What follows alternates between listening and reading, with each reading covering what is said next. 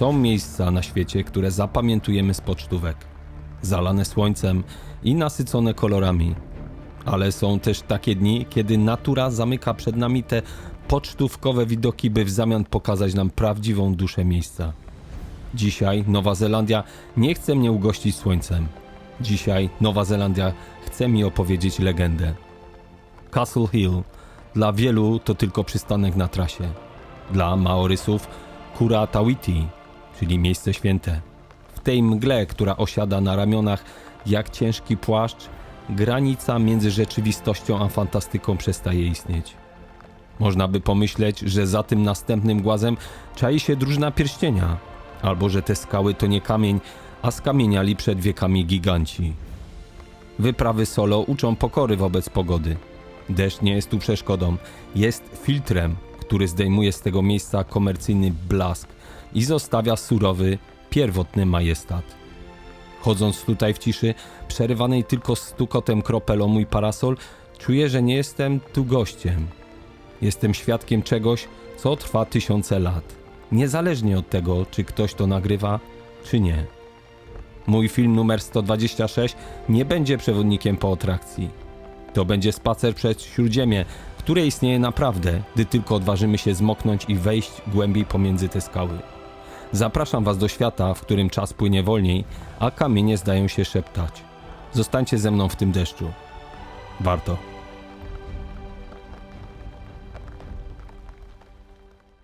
Cześć, cześć, cześć. Witam Cię serdecznie w kolejnym dniu mojej wielkiej misji 100 dni dookoła świata. I znowu, co tam ptaszyna, kurde, znowu jada. Zawsze mi jakiś się wcina, chce zaistnieć na filmie, jakaś zwierzyna.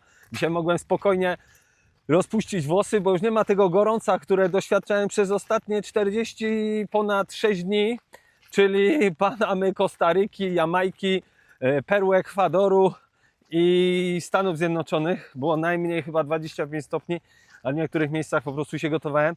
Tutaj, jak widzicie, jestem w bluzie, temperatura jest około 10 stopni, ale jesteśmy kilkaset metrów nad poziomem morza w centralnej części południowej wyspy Nowej Zelandii.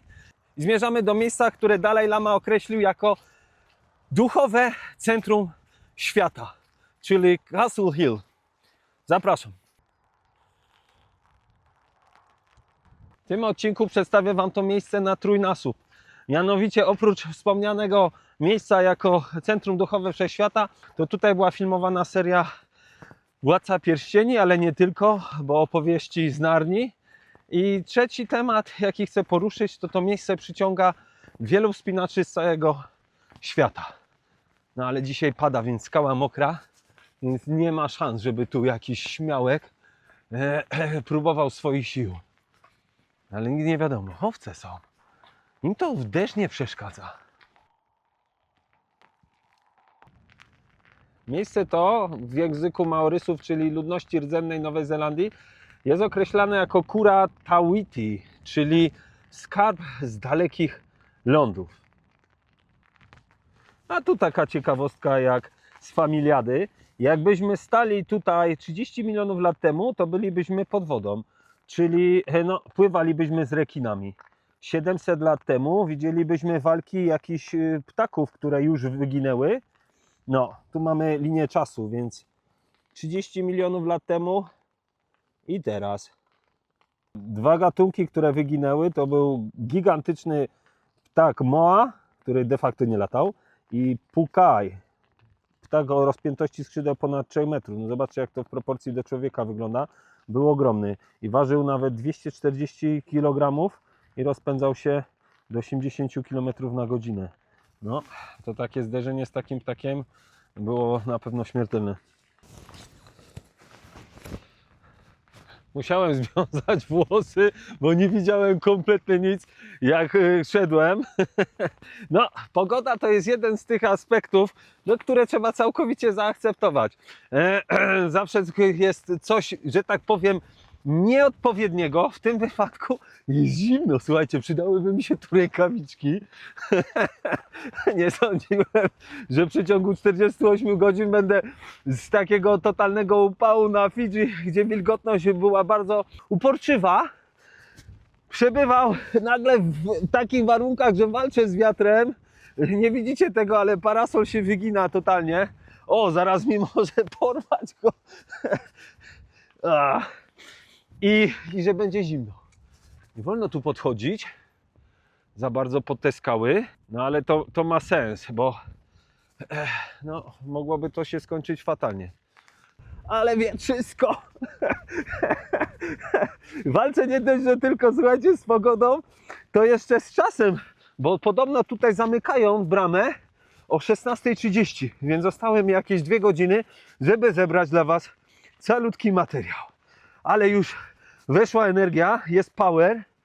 No, chyba poczułem tą magię tej duchowości, o której mówił Dalaj Lama tu, aż przyspieszyłem i za chwilę wejdę na odpowiednie obroty. No, Bartek, co? Cwaniaczku.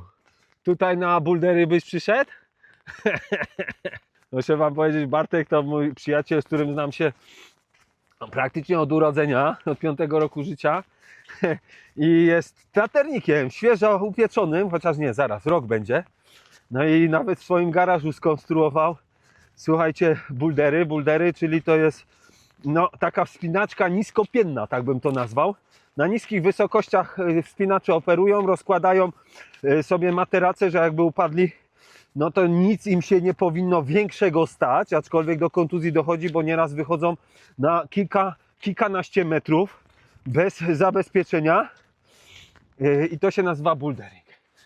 Co mi się bardzo podoba, słuchajcie, to są co kawałek takie stacje i nie ma jakiegoś specjalnego takiego natłoku informacyjnego, jest kilkanaście zdań, żeby nie przynudzać, jak to większość takich tablic robi, prawda?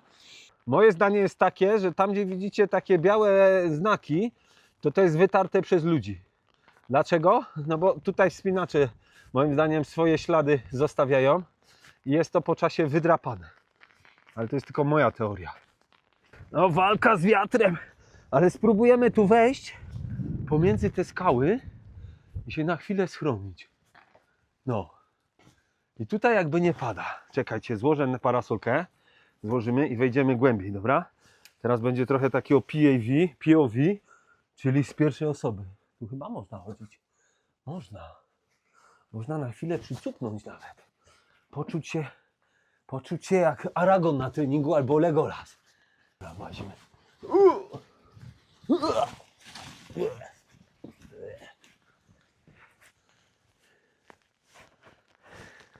To nie jest koniec tego, słuchajcie. Zobaczcie, jak pięknie. Wow. Jeszcze dodatkowo ten deszcz dodaje takiego uroku, mgiełki. Tu fajnie jest, słuchajcie, z porą dnia, bo słońce wschodzi o 6:30, to jest koniec października, a wstaje 6:30, a zachodzi 8:30, czyli 14 godzin. To jest niesamowite, że można sobie właśnie tutaj chodzić. No, tam jest jakaś parka. Chodźcie, przejdziemy się trochę tak między tymi skałami. Poczujemy trochę tego ducha energii, która tutaj napędza podobno to miejsce. Zaraz tutaj się gdzieś schowam. O, tu. Tak. I tu wam coś powiem takiego ciekawego, albo i nie. No i Maorysi, czyli te rdzenne ludy tutejsze. Wróć. No, wracając do Maorysów, czyli rdzennych mieszkańców Nowej Zelandii i Oceanii, uznawali to miejsce za szczególne. Odprawiali tu różne rytuały i też czerpali jakby energię związaną z tym miejscem. A jeżeli mówimy o energii, to też potrzebowali pewne osób, które tą energię bardziej przyswajały i ściągały z tego kosmosu albo wśród tych skał. Oni nazywali się Trochunga, czyli tacy, jakby to wam powiedzieć, szamani, którzy mieli dostęp do tych magicznych energii i przekazywali je swoim wojownikom. No, każde miejsce, każda religia takie święte, no musi mieć jakichś takich duchowych liderów, prawda? No, my mamy na razie księży w kościołach lub imamów, no, w islamie, rabinów w judaizmie i mnichów w buddyzmie. No, trochę mi się poskładało. Tu przynajmniej jest dosyć sucho pod tym kamieniem.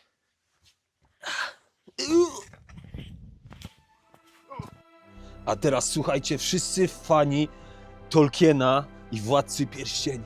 Nie potrzeba jakichś specjalnych zaklęć, żeby przeprowadzić się na chwilę do Śródziemia. Wystarczy wynająć samochód na Nowej Zelandii i przyjechać tutaj, do Castle Hill, bo to tutaj trenowali Aragorn, Legolas i Gimli. To tutaj Gandalf czarował. To tutaj Peter Jackson, czyli reżyser słynnej serii, stwierdził, że jest centrum Śródziemia i centrum Władcy Pierścieni.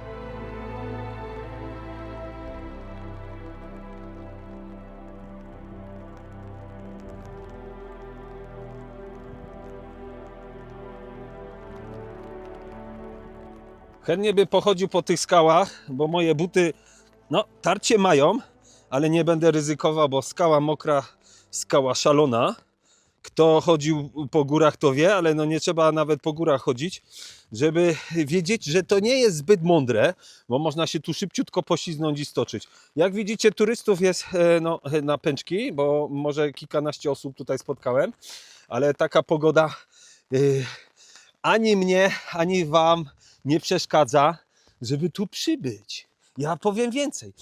Ja nawet jestem podniecony tym, że właśnie pada, że są takie warunki zupełnie inne niż do tego, co przywykłem przez ostatnie kilkadziesiąt dni i że mi głowę trochę urywa i parasol próbuje mi zabrać, to nic to wcale nie wpływa na moje samopoczucie.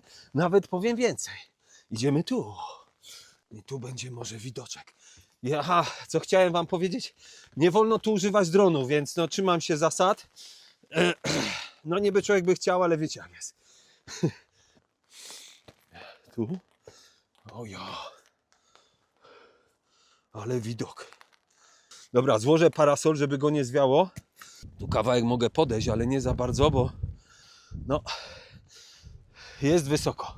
Może tego nie widać, ale nie będę ryzykował. Misja musi być wykonana. Tu mogę kawałek podejść. O, tu.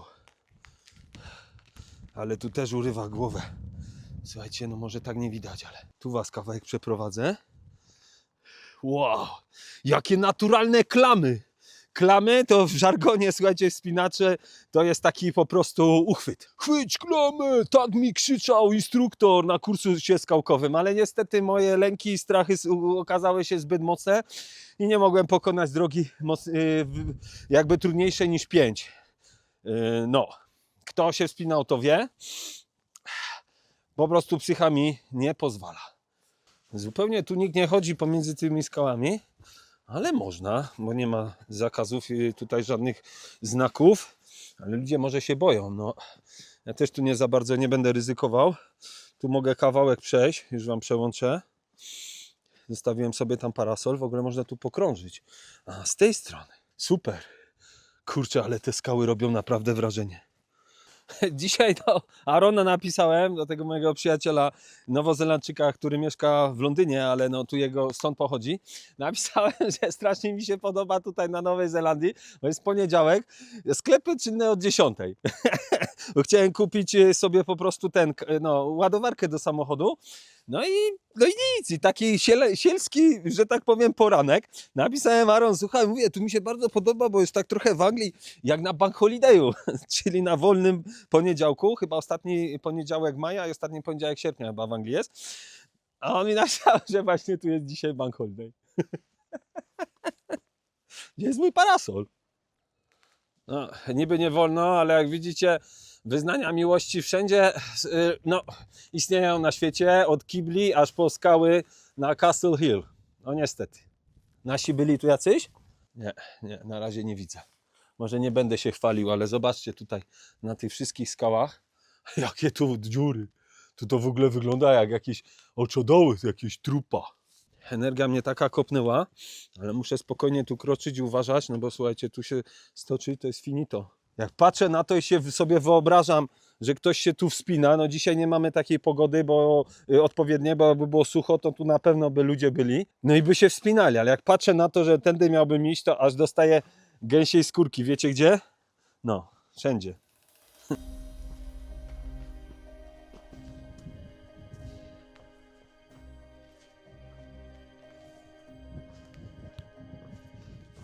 Te niektóre skały to tak wyglądają jak jakieś potwory z dzieciństwa.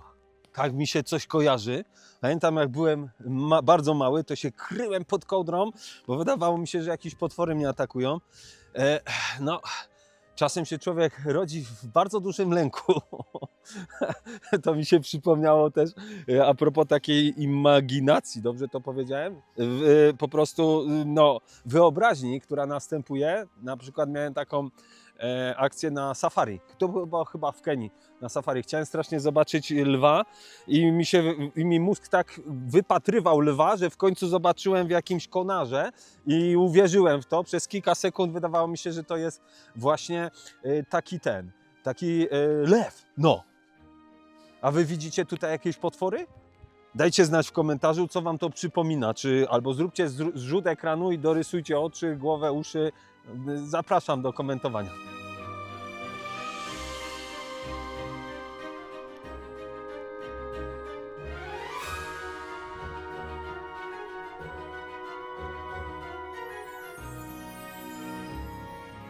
No i jak tam? Słuchajcie, coś znaleźliście? Ja tu znalazłem głowę Gullivera. Podobny, nie? Chociaż osobiście gościa nie znałem. A tu jest obok niego wywrócony do góry głową, znaczy do góry nogami. Jakoś tak, nie? O. W tą stronę pyk i pyk. A tam żaba taka, jakaś pod krzakiem siedząca. Nie no, głowa tak mi produkuje te zwierzęta, że teraz nie mogę się opędzić. Tu nie muszę mówić, co wszyscy widzą, prawda? Nawet ucho ma takie. Ale słoń indyjski to jest indyjski. Bo indyjski słoń ma małe uszy, a afrykański ma duże. Tak można rozpoznać po prostu, skąd pochodzi słoń. Skąd pochodzi? No albo z Afryki, albo z Azji. Skąd? No, przecież nie, w Polsce nie ma słoni. Mamuty były, dawno temu. Już, bo znowu mi się tu wyciera i znowu mi będzie Hubert mówił, że chyba nie przecieram tych obiektywów. No przecieram. Ale ma rację akurat, ma rację. Karolina zwraca uwagę na dźwięk, a Hubert na obraz. I to są bardzo przydatne, konstruktywne komentarze. No i co chciałem powiedzieć? Zapomniałem. A, wiem, no właśnie, a propos tego, że ja ciągle się martwię, co ja będę gadał w odcinku, a później jak zaczynam gadać, to nie ma końca. I no tak sprawa z tymi zwierzętami po prostu tu wynikła na bieżąco. Warto na chwilę się po prostu zatrzymać, pomyśleć, co ja tu mogę dodatkowego takiego zrobić. Nie będę się na pewno wspinał, no bo widzicie, jakie warunki, zresztą mnie strach nie puści i nie mam w ogóle, no nic, mógłbym się wspiąć ewentualnie tu na to. O, i tyle.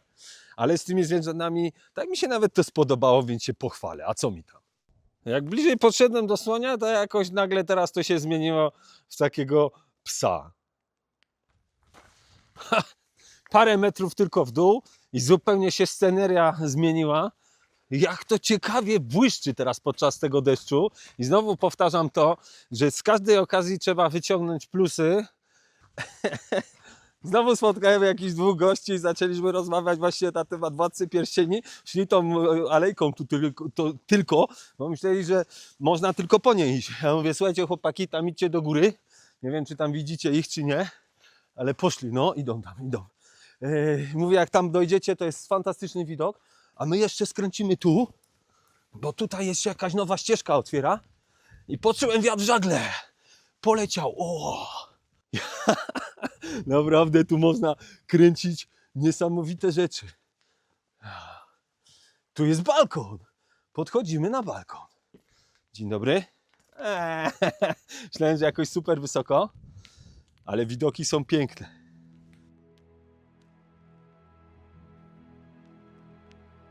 To byłoby na tyle. Mam jeszcze jedną prośbę. Proszę, nie reguluj jeszcze odbiornika.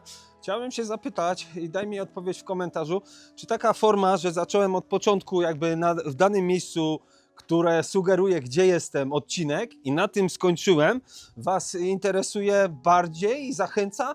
Jak już jestem od razu w miejscu i go przedstawiam, czy rozmawiam z danym człowiekiem, czy jednak jak jest budowana trochę taka droga, i stopniowo wdrażane miejsce. Jak oglądasz moje odcinki, to raczej mam tą drugą opcję, ale może ta jest bardziej taka przystępna. Powiem tak, Miałbym trochę mniej roboty, ale uwielbiam oba formaty. Do zobaczenia. To był Michał Rusin, Solo po planecie. 47 dzień mojej wielkiej misji 100 dni dookoła świata, Castle Hill, Nowa Zelandia. Do zobaczenia. Cześć!